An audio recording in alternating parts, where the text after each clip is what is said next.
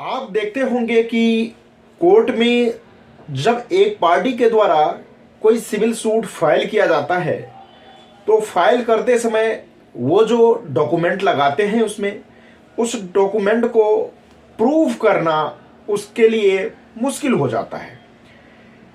उसने खुद case file करते समय डॉक्यूमेंट लगाए हैं और अपने डॉक्यूमेंट को प्रूव करना उन्हें कोर्ट में मुश्किल हो जाता है। वो प्रूव कर नहीं कर पाते हैं, जिसके कारण से वो अपना मुकदमा हार जाते हैं।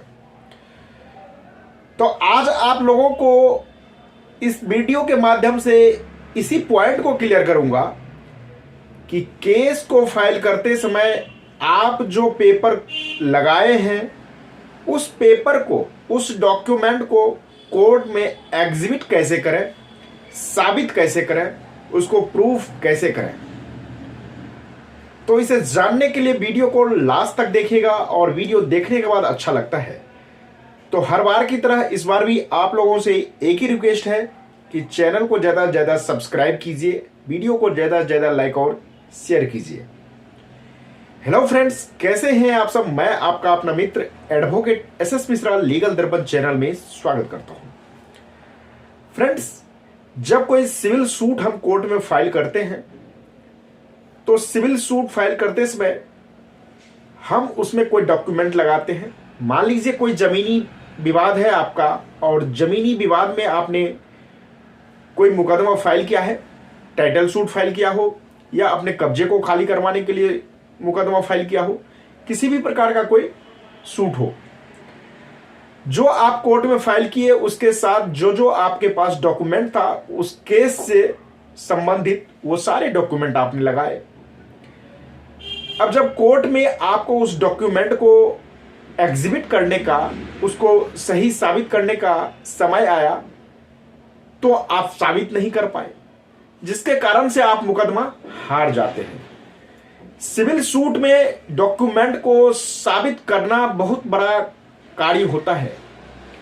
आप मुकदमा करते तो हैं, आपके पास सब सही कागज भी होता है, लेकिन आप मुकदमा हार जाते हैं। क्यों हार जाते हैं?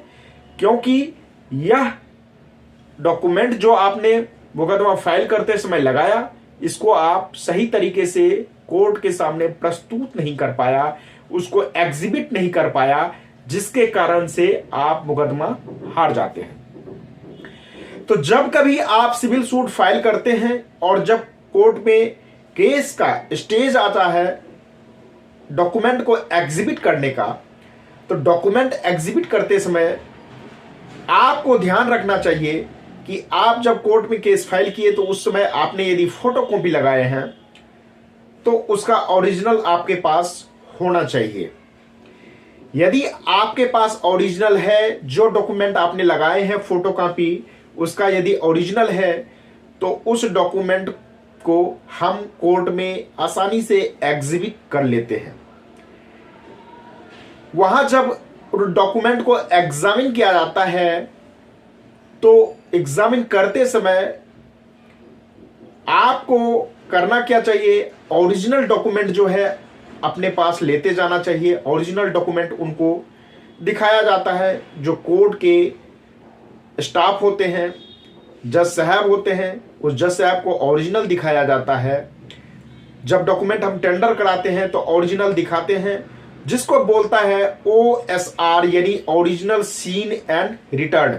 ओरिजिनल देख के वो फिर आपको रिटर्न कर देते हैं ओरिजिनल, और वहां पे लिख देते हैं कि एग्जिबिट ये डॉक्यूमेंट हो गया, मतलब EX जो भी होता है वो डॉक्यूमेंट का नंबरिंग करके वो लिख देते हैं, डेट लिख देते हैं, तो वो एग्जिबिट हो गया, मतलब उसको वो जो एविडेंस आपने लगाए हैं वो आपका सही है। दूसरा चीज क्या होता है कि जो आपने फोटोकॉपी लगाए हैं उसका सिर्फ आपके पास फोटोकॉपी ही था, ओरिजिनल आपके पास नहीं है। तो उस स्थिति में आप क्या करेंगे, क्योंकि ओरिजिनल डॉक्यूमेंट यदि आपके पास नहीं है, फोटोकॉपी है, तो वो एज ए एविडेंस एग्जिबिट नहीं होता है, वो सिर्फ मार्क हो जाता है। तो मार्क और एग्जिबिट में अंतर होता है। एग्जिबिट यदि कोई डॉक्यूमेंट हो गया तो वो प्रूव हो जाता है कोर्ट के सामने कि ये डॉक्यूमेंट सही है लेकिन यदि मार्क होता है तो मार्क का मतलब सिर्फ ये होता है कि आपके पास ये फोटोकॉपी था जो कोर्ट में आपने दिया, लेकिन वो एज ए एविडेंस के रूप में वहां पे सही साबित नहीं होता है। तो अब मार्क किया हुआ डॉक्यूमेंट कैसे आप सही साबित करेंगे? यह भी हो सकता है कि आपके पास किसी डॉक्यूमेंट का फोटोकॉपी है, दूसरे पार्टी के पास उसका ओरिजिनल होगा, तो उस स्थिति में आप एक सेकेंडरी एविडेंस का एप्लीकेशन कोर्ट में लगाएंगे, जिसके तहत जज साहब को यह बताना पड़ेगा कि यह डॉक्यूमेंट जो है दूसरे पार्टी के पास है, यानी प्रतिवादी के पास है। आप वादी हैं तो प्रतिवादी के पास, दूसरे पार्टी के पास वो डॉक्यूमेंट है। तो दूसरा पार्टी यदि उस चीज को स्वीकार करता है और कोर्ट में बोल देता है कि नहीं ये डॉक्यूमेंट मेरे पास ओरिजिनल है, इनके पास फोटोकॉपी था, तो ओरिजिनल यदि वो दिखा देते हैं तो डॉक्यूमेंट आपका प्रूफ हो जाता है। यदि वो पार्टी मना करता है इस चीज को, तो आपके पास जो डॉक्यूमेंट का फोटोकॉपी है उस पे आप देखिए कि उस पे साइन किसका है। मान लीजिए कोई एग्रीमेंट होगा, सेल डीड होगा, तो उस पे विटनेस का भी साइन होते हैं। एक तो आपका साइन हुआ, एक दूसरे पार्टी का साइन हुआ, विटनेस का साइन हुआ, रजिस्ट्रार का भी होता है, रजिस्ट्रार का मुहर लगता है जहां से रजिस्ट्री आपने करवाए हैं। तो आप रजिस्ट्रार को नोटिस भिजवाएं, सम्मन भिजवाएं, रजिस्ट्रार जो है अपना वो सेल डीड का कॉपी होगा या जो भी डॉक्यूमेंट है जिस डिपार्टमेंट से रिलेटेड है। मैंने रजिस्ट्रार का एक आपको सेल डीड का एग्जांपल दिया है, जिस डिपार्टमेंट से रिलेटेड है उस डिपार्टमेंट के कलर को रजिस्ट्रार को आप नोटिस भेजिए, वो लेके आएगा वहां से, क्योंकि उसके पास भी उसका एक कॉपी रहता है, वो लेके आएगा और वो इन चीजों को प्रूव करेगा। यदि कोई ऐसा पेपर है जिसपे विटनेस का साइन है, मान लीजिए कोई suit for recovery of money, पैसा वापस पाने के लिए आपने सूट फाइल किया है, तो उस स्थिति में आपने कोई एग्रीमेंट बनाया था या प्रोमिसरी नोट था जिसपे 2 विटनेस का साइन है, वो विटनेस यदि आके आपको बोल देता है कि नहीं ओरिजिनल इनके पास है, पेपर फोटोकॉपी वादी के पास है, तो प्लेंटिफ जो कुछ यहाँ पे डॉक्यूमेंट प्रोड्यूस किए ये साइन मेरा है और मेरे सामने बनाया गया था, तो वह डॉक्यूमेंट आपका सही साबित हो जाएगा। तो आपने मार्क और एग्जिबिट में अंतर भी इसमें समझ गए होंगे कि मार्क जो डॉक्यूमेंट होता है वह डॉक्यूमेंट एज ए एविडेंस सही नहीं माना जाता है।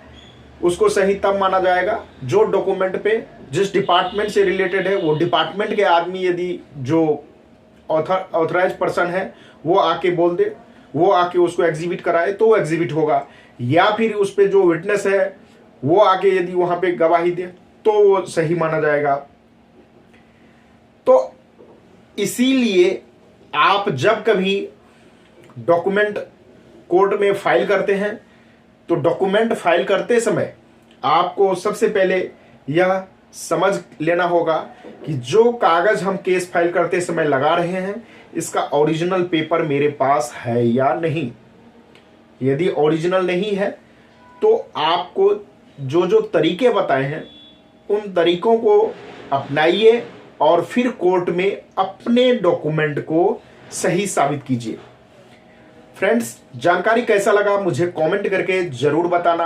कोई कंफ्यूजन हो तो आप मुझे कमेंट करके पूछिए, मैं उसका रिप्लाई देने का कोशिश करूंगा।